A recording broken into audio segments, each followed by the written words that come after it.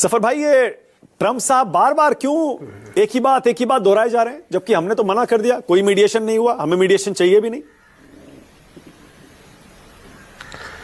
अब देखिए, खुद का ट्रम्पेट बजाने के लिए किसी को तो रोक नहीं सकता है, लेकिन हकीकत जो है दुनिया के सामने रख दिया। देश का जो एक्सटर्नल अफेयर्स मिनिस्ट्री का जो स्पोक्स पर्सन है, उसने पूरे दुनिया को बता दिया कि हकीकत क्या थी।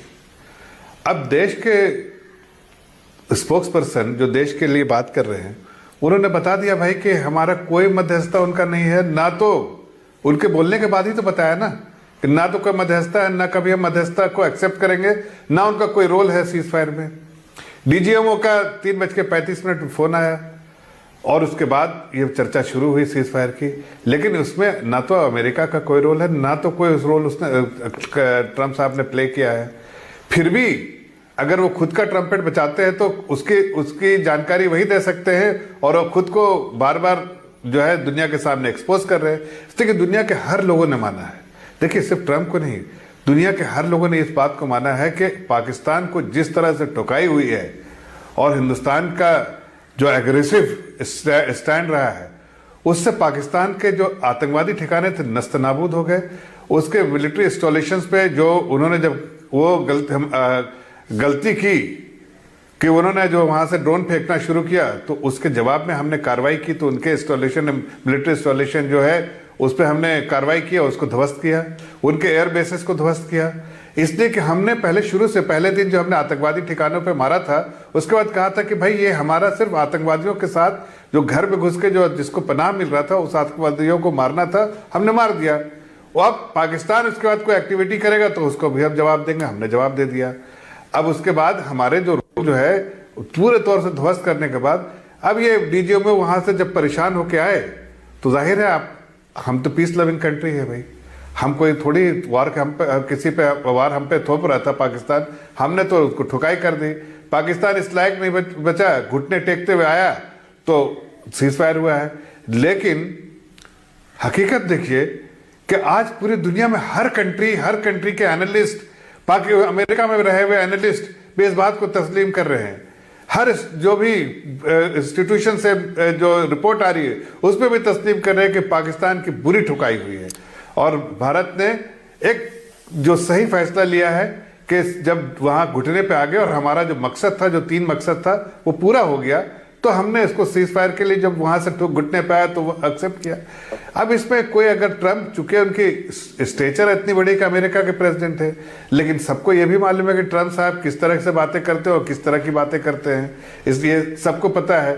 इसलिए उनकी बातों का ज्यादा महत्व नहीं देना चाहिए, इसलिए कि उन्होंने तो चाइना के बारे में कुछ बोला, फिर चाइना के बारे में कुछ बोला, तो ऐसे तो कई बार उनके स्टैंड चेंज होते रहते हैं, आपको ही पता है और पूरी दुनिया को पता है कि ट्रंप साहब जो है अपने हिसाब से, अपने फायदे के लिए, अपने आप को चमकाने के लिए बोलते हैं। बिल्कुल ठीक कह रहे हैं। देखिए जफर भाई, आप ना बीजेपी के प्रवक्ता है, रूलिंग पार्टी के प्रवक्ता हैं, आप कुछ कहते हैं उसको गंभीरता से हमें लेना पड़ेगा, लेकिन मैं ये कह रहा हूं जो बात आप कह रहे हैं बीजेपी के प्रवक्ता होने के नाते, वही बात बैक चैनल से हमारी सरकार ट्रंप एडमिनिस्ट्रेशन को एक संदेश क्यों नहीं दे देती कि अपना मुंह बंद रखें अमेरिका के राष्ट्रपति, क्योंकि वो उल जलूल बातें करके हिंदुस्तान का कितना नुकसान कर रहे हैं दुनिया में।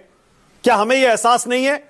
हाइफनेशन कर दिया उन्होंने फिर से, भारत पाकिस्तान, सब जगह इंडिया पाकिस्तान, दोनों को एक ही तराजू में तोल रहे हैं। दोनों ग्रेट कंट्रीज हैं, सब जगह लगाए जा रहे हैं। मैंने वॉर रुकवा दी, जैसे हम कोई बच्चे हैं और वो हेडमास्टर हैं। इतना नुकसान कर रहे हैं वो हमारा, हम उनको क्या क्यों नहीं देते कि अपना मुंह बंद रखें? बैक चैनल डिप्लोमेसी तो बिल्कुल चलती रहती है, कोई भी ट्रैक टू डिप्लोमेसी और बैक चैनल डिप्लोमेसी, ये देश का तरीका है, हर देश का तरीका, हमारे देश का भी तरीका है। लेकिन आप वही तो कह रहा हूं कि ट्रंप एडमिनिस्ट्रेशन से कोई ऐसा बहुत बोल रहा है कि हमने किया है, किसी ने कहा।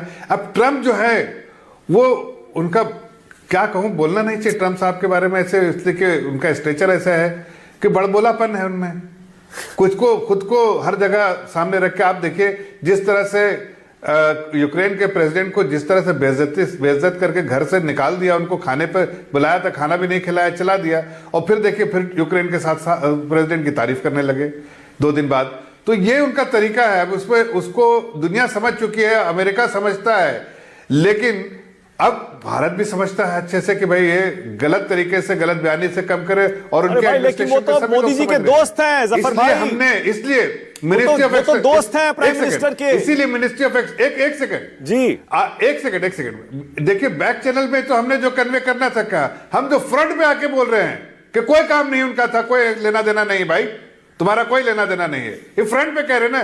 जब एमईए के स्पोक्स पर्सन बोलते हैं तो पूरे दुनिया के लिए मैसेज होता है, ये बैक चैनल डिप्लोमेसी नहीं है, फ्रंट लाइन स्टेटमेंट है। फ्रंट लाइन से मींस स्टेटमेंट, देश का जो पोजीशन है, जो देश ने पोजीशन लिया है, स्टेटेड पोजीशन है, उसको दुनिया के सामने जग जाहिर करते हैं, तब वो एमईए बाद स्पोक्स पर्सन। तो वो क्यों हमें डैमेज करने में लगे हुए हैं जफर भाई, यही तो पूछ रहा हूं। वो तो प्राइम मिनिस्टर के दोस्त हैं, उनको इतना तो ख्याल रखना चाहिए कि जब हिंदुस्तान ने मना कर दिया, ये हिंदुस्तान के पक्ष में नहीं है, तो मैं क्यों ये नैरेटिव बिल्ड कर रहा हूं भारत में भी, पाकिस्तान में भी, पूरी दुनिया में भी, कि मैंने वॉर रुकवा दी, न्यूक्लियर वॉर होने वाली थी, दोनों ग्रेट कंट्रीज हैं, मैंने सीज फायर करवा दिया, ट्रेड की धमकी देके मैंने वॉर रुकवा दी। अरे मार्को रूबियो तो यहां तक कह रहे थे, जेडी वैंस सब मिलके ये, कि तीसरी देश में दोनों देश सभी मुद्दों पर बातचीत के लिए तैयार हो गए। ये चल क्या रहा है? ये कौन है? ये अमेरिकी? इतनी हिम्मत आ कहां से गई इनमें? हमारी जो स्टेटेड पॉलिसी है, हमारी स्टेटेड पोजीशन है पाकिस्तान के लिहाज से, वो सब बदल रहे हैं। ये आप कह रहे हैं बदली नहीं है, वो कह रहे हैं बदल गई। अच्छा सुनिए, एक बात कहता हूं, देखिए, अगर वो कह रहे हैं मध्यस्थता के लिए, अगर हम तैयार होते तो हम चुप रहते ना। हम तो खुद ही कह रहे हैं कि मुझे नहीं चाहिए कोई मध्यस्थता के लिए, ना कोई हमको इंटरमीडिएशन के लिए चाहिए, ना कोई हमें तीसरे देश का कोई रोल है इसमें, ना कोई रबी रोल होगा।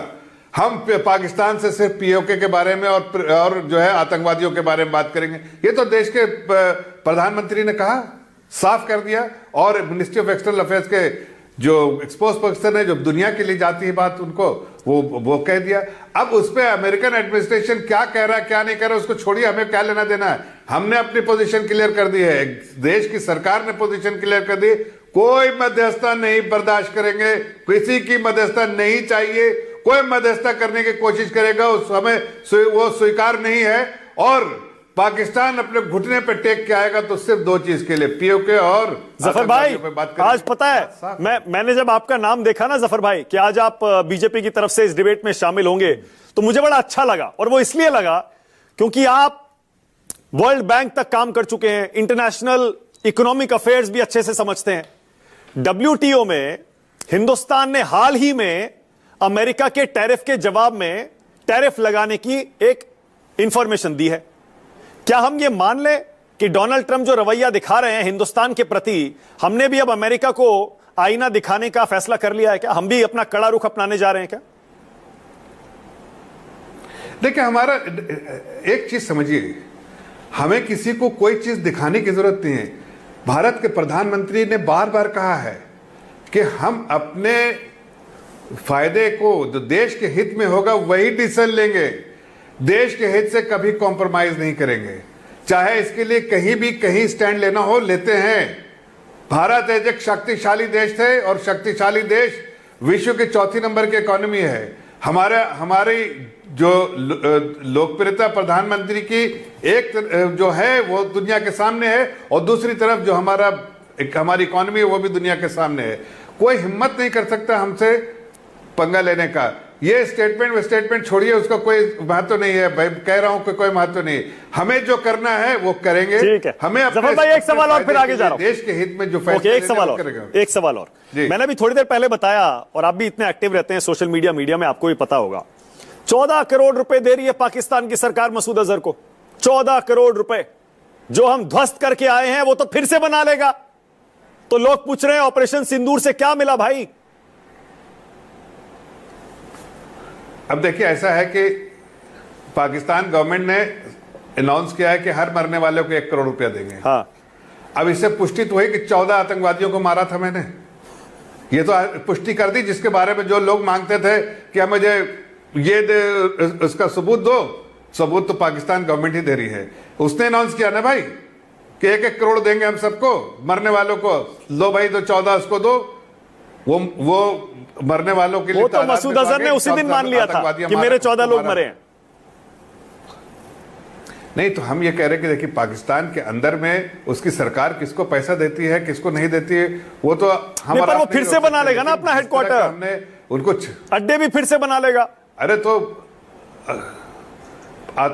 हमने कहा है ना, आतंकवाद का एक बार भी अगर उन्होंने नजर उठा के देखा तो युद्ध की तरह होगा हमारे। जफर भाई, जफर भाई एक सेकंड, जफर भाई एक सेकंड, बहुत बढ़िया। जफर भाई एक सेकंड, मैं कह रहा हूं वो फिर से बना लेगा, आप कह दीजिए फिर से तोड़ देंगे, कह दीजिए। मैं तो ये कह रहा हूं, नहीं मैं ये कह रहा हूं कि उसके घर में दरवाजे, घर क्या बनाता है पाकिस्तान अंदर में वो, लेकिन हमारी तरफ आतंकवाद का कोई भी उसका जरा सा भी काम करेगा, आतंकवादी हरकतें रहेंगी तो उसको जड़ से नष्ट किया है, जैसे फिर से नष्ट कर देंगे पाकिस्तान को। और अब सिर्फ आतंकवादी ठिकाने पे नहीं, अब हमने कहा युद्ध होगा, मतलब पाकिस्तान हमारे रडार पे होगा, पाकिस्तान रडार पे होगा। ये मैंने फुल टॉस दी थी, मुझे लगा 4 मारेंगे, आपने तो 6 मार दिया। आपने कहा युद्ध होगा, पाकिस्तान मिलिट्री को मारेंगे, मसूद अजहर के घर पे नहीं मिलिट्री को मारेंगे, यही कह रहे हैं ना आप? बिल्कुल ठीक है, बहुत बढ़िया।